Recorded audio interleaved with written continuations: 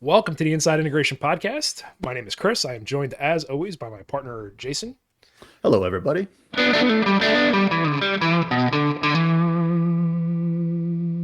So, Jayson, what's in the news? Well, Chris, we have talked about the news and we've talked about updates and changes to the industry and the players within it here on this podcast at length. A lot of talk if about consolidation, right? That's right. I mean, I think at this point, I'm not sure exactly what episode number this is, but we've almost talked to each other's for 2 days straight at this point, which is a lot of time to be staring each other face to face, virtually or what have you. Bit like therapy, right? Yeah, it is like therapy, actually. I like do therapy. feel better. I do feel unweighted many times Not after burdened by what has our been. conversations. Yeah, exactly. But again, it's rare that for a chance that we get to be the news for a change as opposed to being or talking about what's going on in the news. If you don't know what we're speaking about or what we're talking about, Oliver Marketing has been acquired by the Patrick Group and Patrick Progressive Industries. Group. Oh, Patrick Progressive Industries. Group. So that's about as much as I know about what's happened, and I apologize for my misspeak there. But Which is obviously the biggest news event of the last week is that. So it certainly is in my life. Start I'll there. tell you that, Chris. It's certainly headlines in my house. What does it mean? I think by and large, it means business as usual for the most part. They're not coming in to make a bunch of changes or I don't think grab the wheel and start yanking it yanking it any one certain direction. If you do a study on what these companies are about, they own a lot. They're a big player in the RV space, marine space, automotive space, and moving into electronics. So and the sales end of that spectrum, they own another marketing firm on the East Coast called C&E Marketing. Mike Sajecki, kind of a well-known entity, kind of shall we say, a household name, certainly in the Southeast when it comes sure. to the CI industry and rep firms, what have you. So I would say all signs indicate, positive things, generally speaking, as mergers and acquisitions go. I don't know, what else we can say about it, frankly, but the good news is everybody's still here. Looks like we're going to have some investments and some development in our team. So that's again also very exciting, and kind of really all we have to say about it. I think I don't think there's a whole lot of deep thoughts we have because frankly it's also new. Yeah. But being that it's current event, and the fact that for once we're actually the kids in the newspaper, it's kind of fun to talk about that. Yeah, and I would say certainly stay tuned. This is the part where I balance Jayson's completely reasoned and rational take with me running around the room screaming and pulling my hair out. But we've heard nothing but positives yet. It seems that this is a very positive development for us in the CI space. Different things like maybe different ways to do things and some improvements and better ways to serve our base. So that's as much information as we have at the moment. So no screaming and running around like our hair is on fire yet at this point. Should be a good thing, and we're excited for it. Yeah, or I mean, if you're screaming, running around, celebrating, throwing confetti in there with a little hat on, I Just think maybe setting fire to $20 bills. Yeah, that's exciting. Setting off sprinklers in the house with sparklers and stuff like that. That's really, those are the kind of celebrations that I remember. Anyway, being memorable. Certainly. So that kind of ties in a little bit to the topic of today's episode, which is uncertainty. And based on events in the world, what events are you speaking of? Based on some of the events in the world that transpired last week, there may be a bit of maybe a little bit of trepidation, maybe a little bit of uncertainty. Let's see where this is going to go and that kind of thing. And last week's election, it really, all indicators seem that we're kind of walking into some uncharted territory here. Some different ways of doing things and some different things. And, the the incoming guys have indicated plans to increase tariffs on goods. Like that is one of the big, chyrons here is like, oh, tariffs are going to become a thing. Also, a lot of talk about deportations and some big change on the workplace side and different things like overtime pay and what's going to be taxed and what's not going to be taxed and how these things are going to work. I would say that we've Jayson, you and I have both been around. Sure. We've both been around. We lived through 2008. We've lived through the pandemic more recently. Luxury market, CI in general, generally resilient. I would say that's a pretty safe statement to make. Is that there's going to be some changes, but we're a pretty resilient bunch. Things that this is going to affect: pricing, project planning, supply chains, all a lot of the same things we saw, pandemic wise and that kind of thing. So we wanted to take an episode here to kind of dive into, strategies that CI guys and professionals, and I say guys inclusively, obviously guys are everybody, things that we could adapt to, draw from lessons of the past and kind of overcome what these uncertainties are and how we're going to see them. I kind of feel like if we, as we kind of talk about these things, there's some taboo and whatever, but as we talk about it, we can maybe all kind of get through it together, and get to a good place and, feel like we're prepared.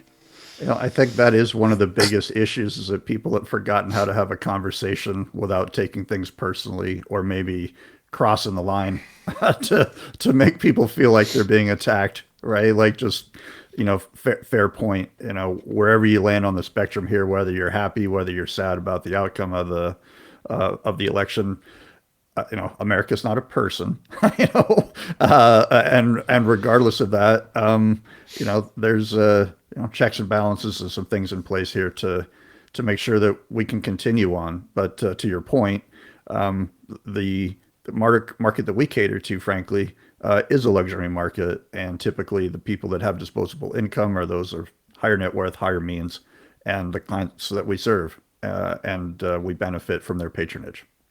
Yeah, absolutely. And it's, again, I've been fortunate to work for firms in the past through some real tough times that were not affected too badly by past things that happened, recessions. Boy, I wish I could say that about 2008 because, man, my life went in the ditch. Well, there's very much a line, right? Like if your clientele is making money on the up and on the down, both, then you're probably going to be okay. You're probably not even going to feel this thing. But I will tell you what everybody will feel is how, tariffs are going to affect things, right? I think the biggest point to hit and just from what we've heard in the last week or so about, what people are uncertain about from manufacturers and from dealers is, how are tariffs going to affect this? Because literally, it's been said that, goods from China, goods from overseas, I mean, guess where just about everything that we install is made in some way, shape, or form. Certainly as derivatives from, chipsets that are assembled overseas, a lot of them, frankly, behind the red wall. Yeah. So, and a lot of that, again, we can kind of draw parallels to the pandemic and how those supply chain issues were a problem. Now, obviously there weren't tariffs on these goods for the pandemic, right? Like that was a whole different thing, right? Like that was a bandwidth issue where we couldn't get stuff over here because ports were shut down, because shipping was disrupted, because, entire factories were closed on, all corners of the globe.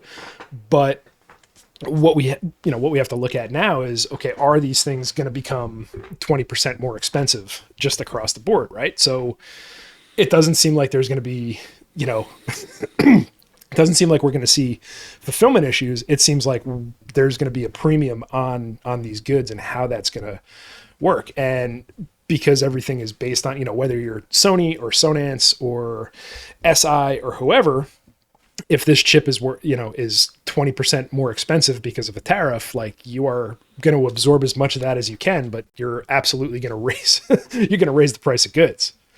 So that proposal that that you cut 6 months ago that the client is kind of sitting on and thinking about doing. Yeah, there could absolutely be a gold rush or a green rush, whatever you want to call it, to cash. Like that absolutely is one contingency that you've already mentioned.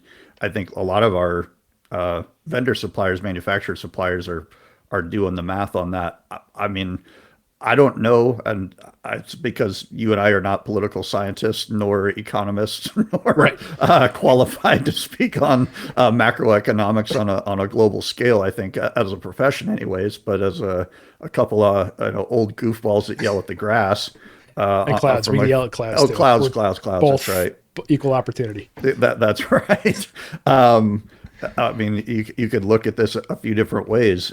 Certainly, things could be more expensive, absolutely. But the flip side to that is, if there's a crescendo to what that point is going to be, there's a great opportunity for you to ride that crescendo and be the pure capitalist that we're all that we all are here in this country, frankly. So I agree with you from that sentiment. That uncertainty, I think, breeds opportunity, and could be the thorn in the side, or could be the call to action for you to reach out to your clients and say, hey, remember that proposal that you were sitting on the fence about? You really want to make sure you can entertain your friends and family with this great audio system, or you want to do a cool light show in your backyard and control it, or whatever the project looks like. There's a good chance that could be a lot more expensive here, or at least 20% more expensive, depending on what the category is in 6 months' time. Do you think you'd like to maybe revisit that and try to get that on the board before that happens? And it's one of those opportunities where you don't, and I'm trying to figure out the right way to phrase this, but you, as an integrator, you kind of don't need to be the bad guy, right? Like you can absolutely go in and say, hey, here's what happened. Here's a result of this. This is what this guy said. I just want to make sure that I'm softening the ground and preparing you for my costs are going to go up, which means that I'm going to have to charge you more because I want to stay in business and I want to be able to service your project far into the future. If I go away, this relationship is going to have a problem. And it doesn't have to be like, North versus South or whatever, the PBS miniseries from the 80s. Wow, that was I don't know where those two brain cells collided to make that reference. That's going to be a lot of Ken Burns. A lot of Ken Burns things. We're going to zoom in on your face. No, don't Single do that. tier. No, you definitely don't want to do the profile cut out of my eye from a holding a Winchester or something like that. I don't need to be that. Right. Morgan Freeman is going to come in and narrate everything you do for the next however long. But yeah, it doesn't have to be that like an us versus them. It's really just a reality conversation.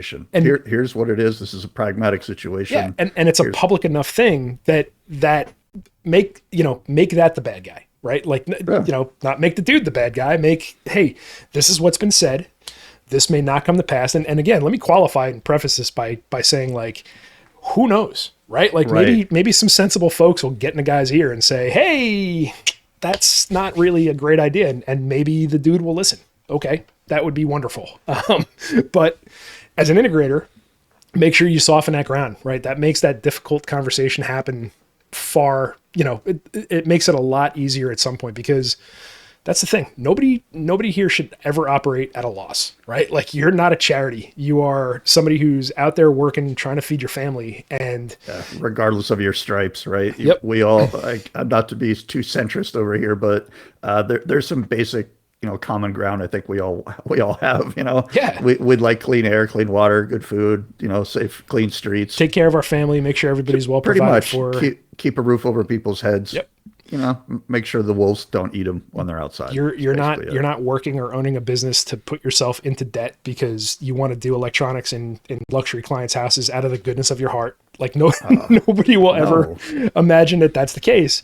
But again, leveraging that to start having these difficult conversations up front, I think that goes a long way with, your client. We've preached before on previous episodes about transparency with your client, right? As far as timelines go, as far as dates go, as far as labor costs go, as far as cost of goods go. Like, look, this is, 6 months ago when I floated this proposal to you, this is where things were. Well, now, that TV is going up in price. This wire is going up in price. Copper comes from China. So the entire cost of the job is going to go up. I just want to make sure that we're staying on the same page. And trust me, this is a conversation that your client will be having with all of their trades, if their trades are smart, right? The electrician is going to have the same conversation. The guy providing the granite countertops is going to have the same conversation. Like, these things, this is how this goes, and you're not going to be the only one. So, don't sweat it too much. But it's important to be transparent. Don't just at the end of the day, don't, sir, I'm going to lose my shirt if you don't pay me more money. Like, no, let's not do it that way. Let's hopefully you have a better than 20% profit margin built in, but if you don't, you shouldn't be given a 20% discount because you're afraid to share the details or because you're afraid to have a conversation with somebody about the facts of life. Yeah, that's it. I think that's what it comes down to. That's it. And that's, and that's just the tariff and cost part of this thing is one part. And then, we can kind of slide a little bit into what the housing market is going to do, right? Like, that was a big, in 2008, that was the center of everything that went down. Is that housing market just totally falling apart? You mean robo-signing loans to people that don't have appropriate income is a bad idea? No, what are you talking about? Just give everybody money. What does balloon payment mean? What's an adjustable rate mortgage? A 3-year term? What does that mean? I can pay whatever I want? Balloons sound fun, right? Oh, man. That's where we're going with it. That's like one of my favorite movies, Little Red Balloon from the 70s was great. There you go. And, that housing market situation in 2008, I mean, it crashed new construction. Like, new construction just ground to a halt immediately. There was, demand just kind of went through the floor because everything was, again, it's all uncertainty, right? But like, sure, it's all on spec.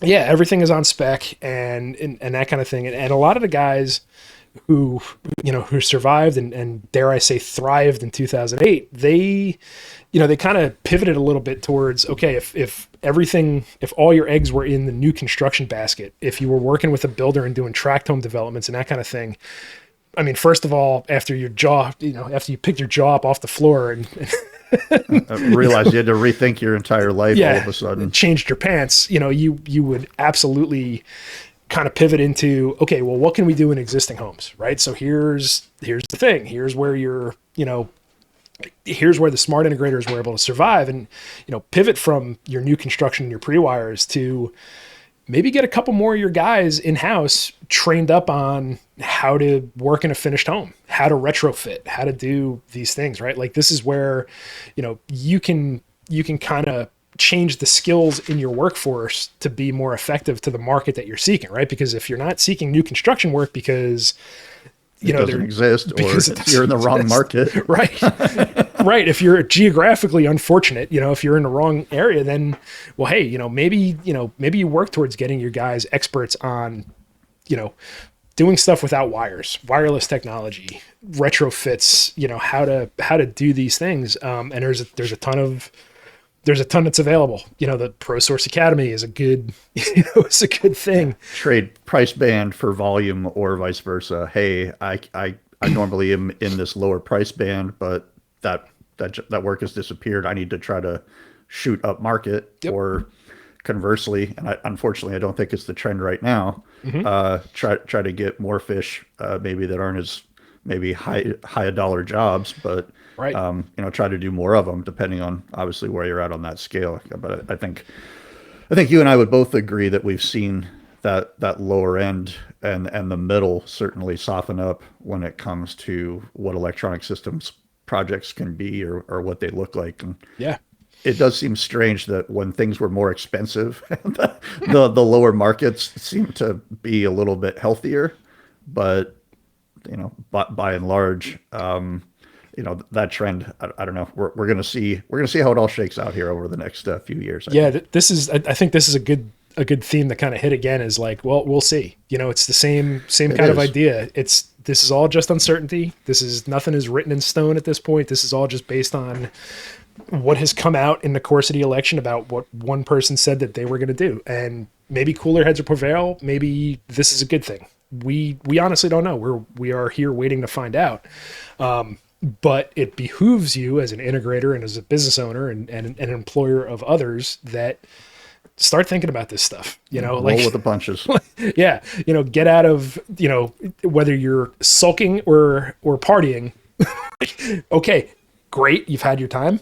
Get out of that. And let's start thinking about how, you can really grow this thing better and take advantage of whatever is coming down the pipe, because there's opportunities in everything, right? Like this is, man, this is America.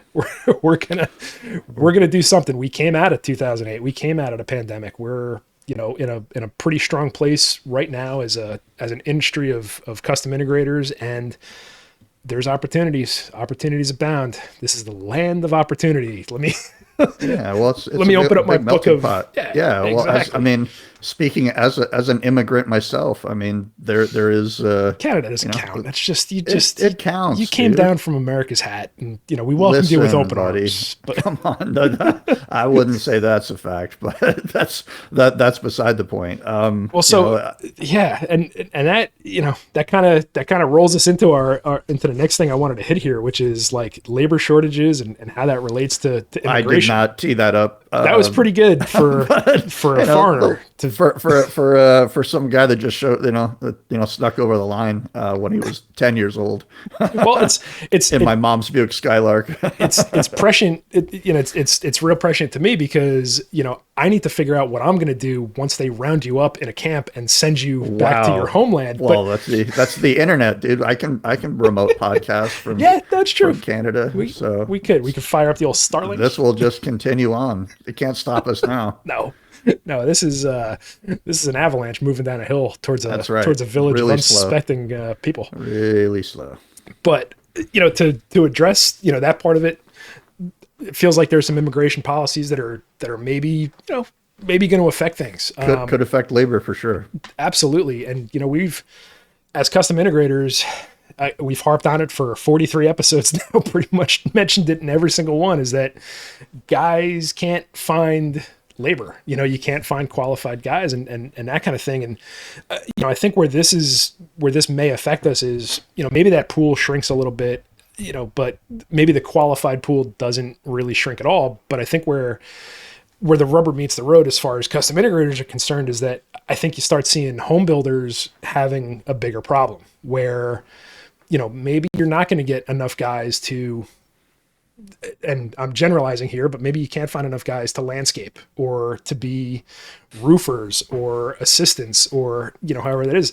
You can't find a rough-in team. You can't find guys that can do the hard work or even the technical work for that matter. I mean, it's one thing to have, the skeleton put in there, but it takes some finesse and some skill to make sure that the speakers are properly lined up, TV's crooked, straight, not crooked. Sure. Your equidistance and everything's aligned properly. And on a project standpoint, if you're in a new build, there's a lot of labor that may not be specifically legal. Maybe it's a little bit questionable, and who knows what's going to happen, right? Like this, maybe folks hide because their legal status is a little bit murky and they don't want to draw attention to themselves. And that's a very real concern, is that these projects now the project is going to start seeing a labor crunch where maybe there aren't enough guys to frame a house in the same 7 days that it took before, or to even clean up the site, right? To do,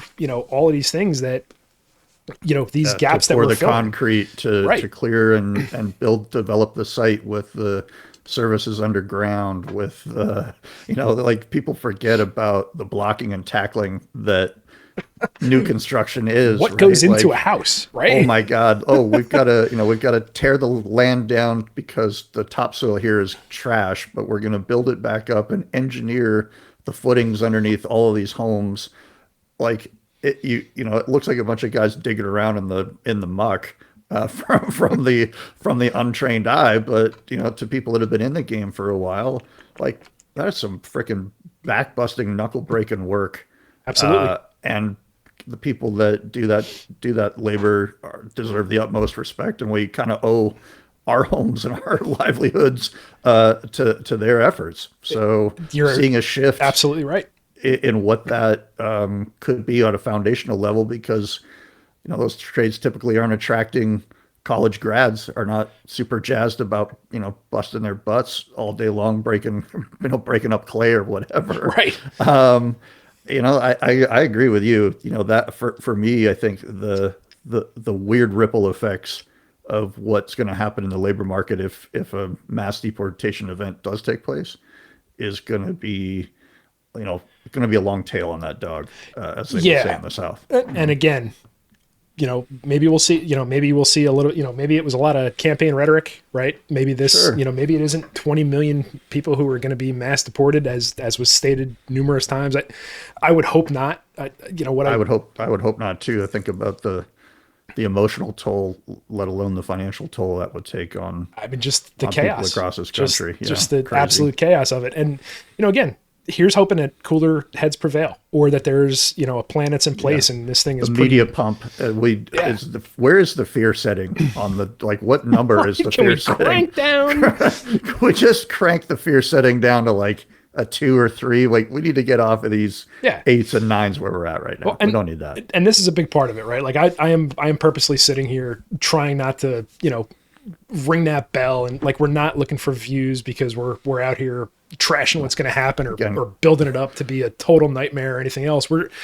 This is what the rational among us do, is we look at the situation, about it. we talk about it, we work through the issue, and we look for the opportunity in it, and then we take advantage of that opportunity, and we emerge on the other end of this even stronger than we were before.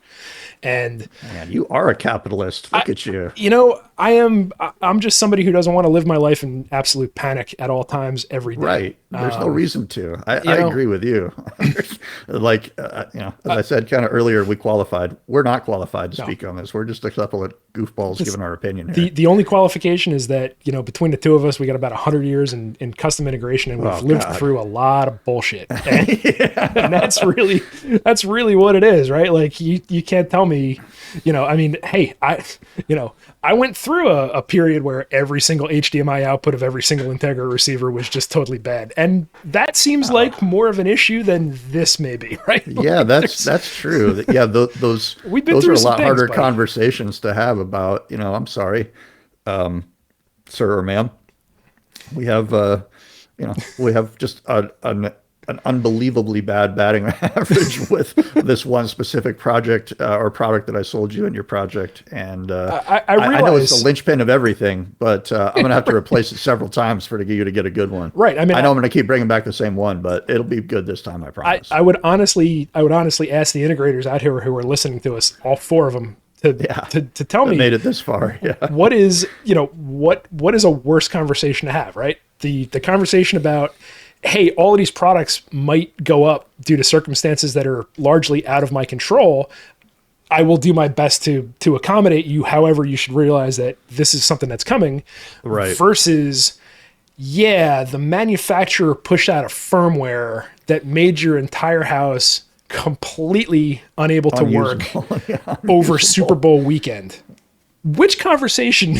Right. Let's be realists here, right? Like, what conversation is easier to have with a client? And what are they going to understand more and appreciate you being transparent with, right? Like, I think it's that first conversation. And, it's something that, unpleasant conversations, man. Hey, you put yourself in that seat to reap the rewards of having your own business. That's a part of the gig. I'm sorry. Yeah, they don't. There's no such thing as a free lunch.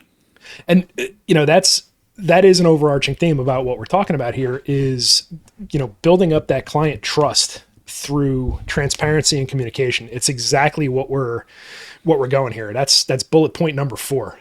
It's like, whatever is going to happen, if you're forthright and honest with your client and they understand that will contribute to the relationship that you have, which is everything in this industry and in any service industry, just like the one that we're in, right? Like, that kind of transparency, if you're upfront with clients about potential price increases, or, maybe some expected delays, or, hey, we're going to need to be flexible with your project timeline because, 3 of our guys are working to get their green card, and, that sort of thing. Like, you can be honest about those things. You can absolutely, and more often than not, if it's a rational person, like most people are, they'll understand and they'll appreciate it because this is a relationship, right? Like as a, we joke about it a lot where as far as project trades go, like we're kind of the one that never goes away, right? Like you're going to build a house and your electrician's going to roll through and your plumber's going to roll through and your landscaper and your cabinet guy and whatever,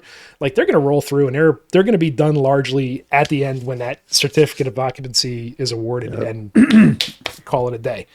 In technology, this is a much longer relationship, right? Like things improve, things need updates, things need maintenance and that kind of thing.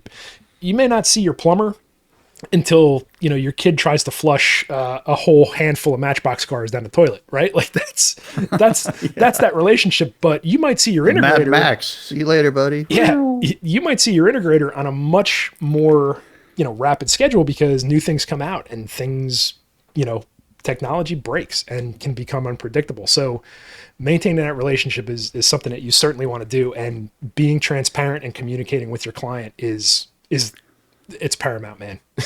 That's a good point. I didn't really think about, how that relationship continues to evolve. You definitely don't have, Bob the plumber coming over to update the firmware on your, right. Your toilet is going to work the way it always has. Again, I mean, maybe you got one of those Japanese ones that sing and have all the lights from, and all the music and stuff on it. I mean, those are different. That's where you inject yourself as the concierge of cool.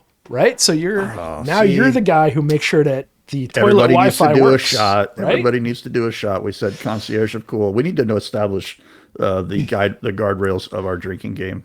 We know Phillips Pronto. We've established that concierge of cool references require a drink as well. Sorry, I just wanted to make that. There's a not insignificant chance that I've actually workshopped a couple of things and t-shirt ideas to be a concierge of cool t-shirt. With an inside integration flare in it, so nice look forward to filigree, like an admiral hat. Like that's what's up with us, with the scrambled eggs on the top. Put it on there. It's got scrambled eggs, and it's perfect for your yacht rock needs. Concierge of cool. In navy and gold stitching. That's what we need. Absolutely. I don't know. What is it? Like a wine bottle turned sideways instead of a submarine? I don't know. We got to work on the imaging for that. It's just, yes, we need to work on it. I can't let on too much because I don't want it to be like on. We're workshopping it. We're workshopping it here right on the podcast. So. Some ambitious Etsy seller is going to come up with something and just not credit us at all, and we're just going to be broke. Somebody's scraping the internet for us. But. So, and again, to dovetail to that point, I don't know how the segues are coming so hot today. I think we've been doing this for almost 2 days straight, buddy. I think that's how this works.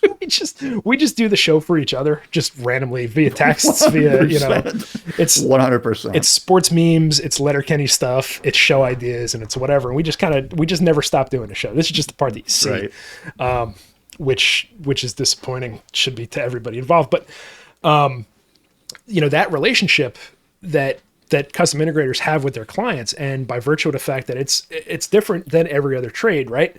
You really need to be on board with the service revenue, right? So in other words, that relationship is long, and to be able to capture that and say, hey, this is, we want to offer you a guarantee that we're going to be here, that we are anticipating your needs, that we're monitoring your system to make sure everything is good.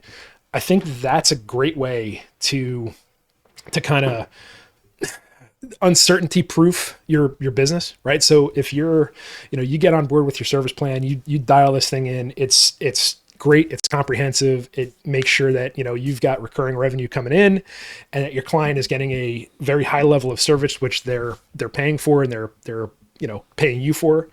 I think that's a big way to kind of stave off a lot of this uncertainty, right? Like in 2008, service plans weren't really a thing, right? Like we weren't quite we there. Talked about them. Yeah. We talked a lot about them. And I certainly even before then, worked for integration firms that they sold the client on a service contract.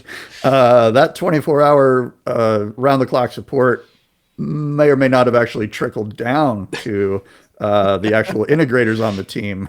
But Right. hey, that was a different time, and people have a lot more scruples and are more accountable these days. Right. And, being able to ensure that reliability of the system that's in their home that they're so intimate with that they touch every single day of their lives. I mean, that's a good avenue to go down. And, that's something that, the cost of your labor may go up and the cost of goods might go up, but that service plan is a really good way to get somebody locked into guaranteeing that they have a relationship with the person who That cadence, is right? their concierge of cool, right? Like Right. you're building in visits, you're making sure that things are, in all these times of uncertainty, you're kind of providing something that is a certainty, right? Every 6 months there's a visit, make sure everything is okay. Every 3 months we check for firmware updates or whatever your arrangement is and however that is, but you're putting your clients at ease because it guarantees you're going to be around. It guarantees that they're going to see your smiling bearded face probably way more than they like, but it makes sure that you're going to be there.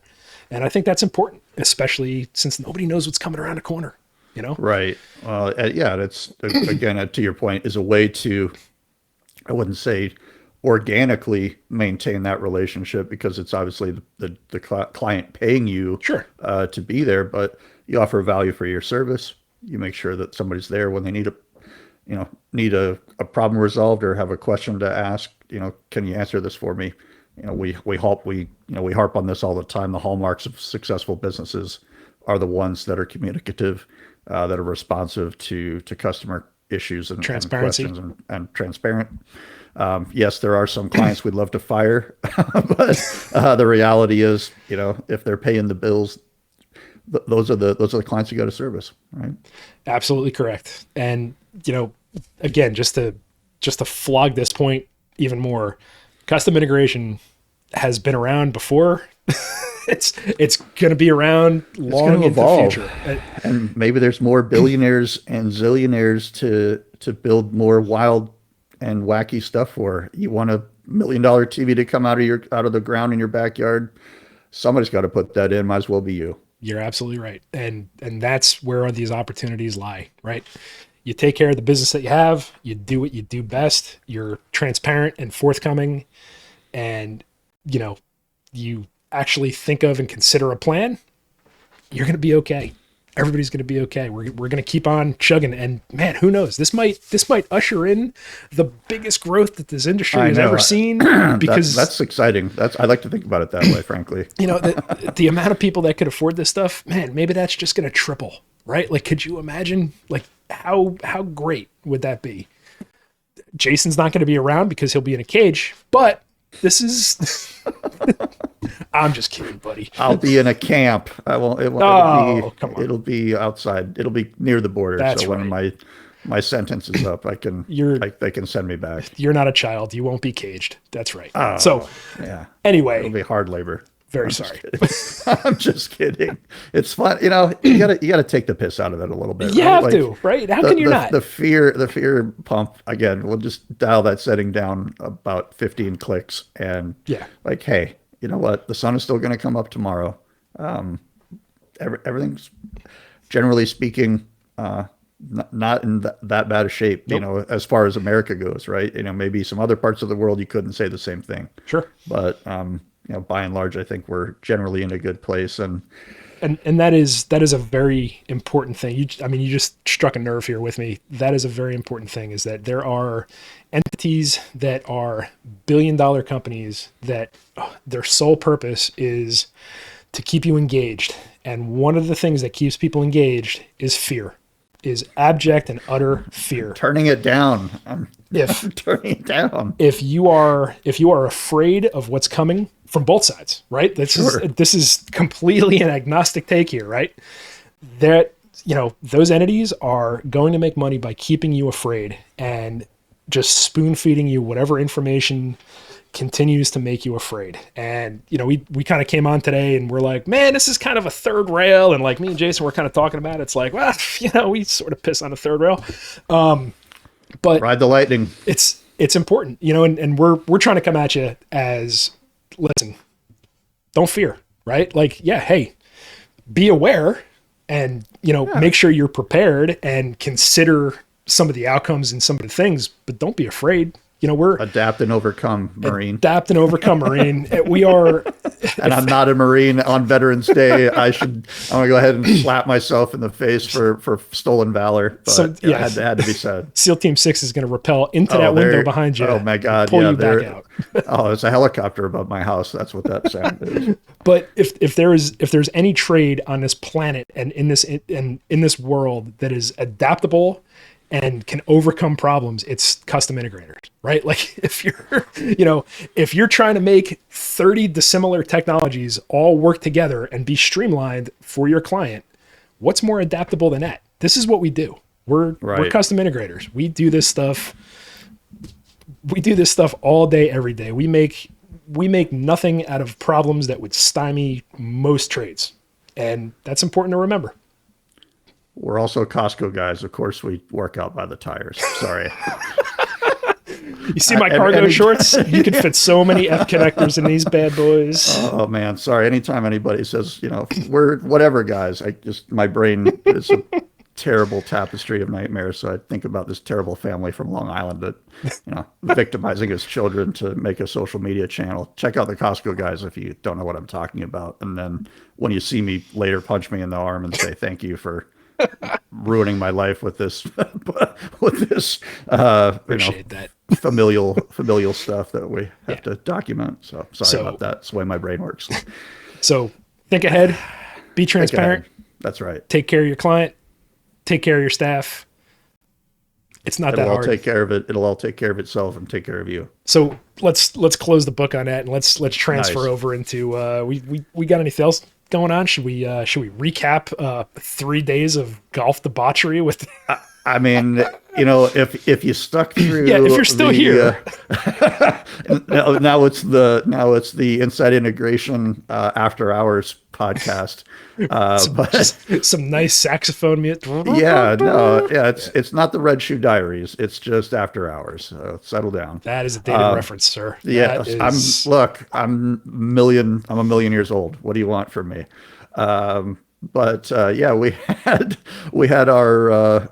If you listened to our last episode, you may have heard from the car that we were traveling with the folks from Lucetta, Diode LED, Elemental LED, all one big happy family over there. But we had Keith Zieber and we had Amy, and you're going to go ahead and shoot me now because I'm forgetting her last name. Dorado, because I'm thinking of it, and it immediately left my brain because I was thinking of it. She's a rock star, and I'm disappointed that you didn't know her name. And so is Amy. Well, she knows that I was going to say Dorito, and I knew that was wrong because, like any other fifth grader, I'm sure she's heard that a million times before on the schoolyard or what have you. So anyways, we had Keith and Amy with us, dragged them from down in Portland, Oregon, and at the Hillsboro Top Golf location. Had a great event there, great turnout. Had Beetlejuice show up, was pretty exciting. Costume parties at all 3 Top Golf locations that we were at. That was super fun. Yeah, baby. Yeah, good for you guys. Don't leave it. Far be it for me to give anybody a hard time for having fun. Not. Midweek Top Golf costume party. What do you do for a living? Awesome. Yeah, exactly. You're having way too much fun, sir, man. But then we brought him up to, shall we say, a fairly rainy event in in Renton, excuse me, at the Top Golf, right within sight of the Boeing factory, where they were currently at that time picketing. So he had a nice juxtaposition of, airplane construction and labor voicing its opinion on things mixed with, hitting the golf, hitting a golf ball through, as far as you can, hitting it the distance of the cage and the net there. The very surreal juxtaposition of Union chants interspersed with. Yeah, that was good. But the swing of golf balls. I mean, says everything you could ever say about this country. But all jokes aside, it actually really was a great way to get out. I didn't get to go and see what was going on in Northern California, so you can speak to that one. But the 2 events that we had in the Pacific Northwest, I would say were fairly kumbaya type of scenarios. Like everybody was excited about the product. Everybody got a good training. We got a chance to network and team build. Yep. We got to eat macaroni and cheese bites, which was a new thing for me. Yeah. And yeah, baby.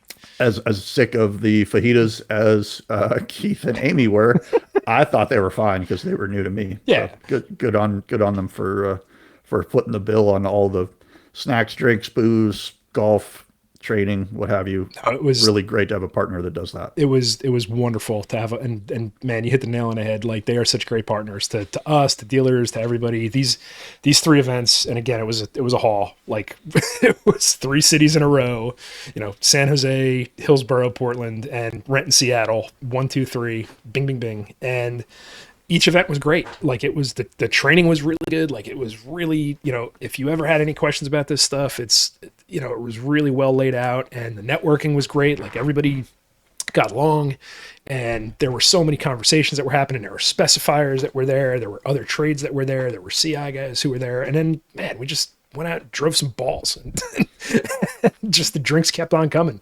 And you shot a great video. If you haven't seen it, check out the LinkedIn. Dude, honestly, you killed that. It was super fun. Just trying to convey the kineticness of like 3 days in 3 different cities. That's something that I have never done before. And man, it was kinetic is a good way to put it. And can't stop moving, can't stop, won't stop. So yeah, check out our LinkedIn pages, check out our YouTube page. Is it on Facebook?